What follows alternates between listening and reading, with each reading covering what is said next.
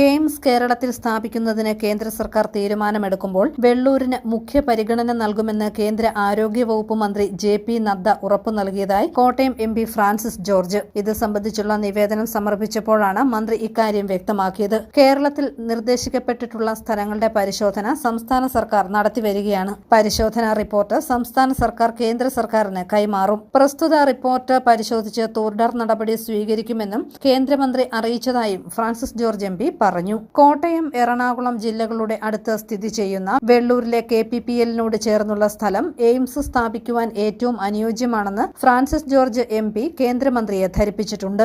Road, rail എന്നീ ഗതാഗത സൗകര്യങ്ങളും സമീപത്തുള്ള വിമാനത്താവളവും ആവശ്യമായ ജലലഭ്യതയും ഇവിടെയുണ്ടെന്നും എം.പി. പറഞ്ഞു. കേന്ദ്ര ബജറ്റിൽ പ്രഖ്യാപിച്ച institute of pharmaceutical education and research centre Kottayam medical കോളേജിനോട് ചേർന്ന് സ്ഥാപിക്കണമെന്നും ഫിസിയോതെറാപ്പി സെന്ററിന്റെ വിപുലീകരണത്തിന് ഫണ്ട് അനുവദിക്കണമെന്നും all India institute of Ayurveda കേരളത്തിൽ അനുവദിക്കണമെന്നും നിവേദനത്തിൽ ഫ്രാൻസിസ് ജോർജ് എം.പി. കേന്ദ്ര ആരോഗ്യമന്ത്രിയോട് ആവശ്യപ്പെട്ടു.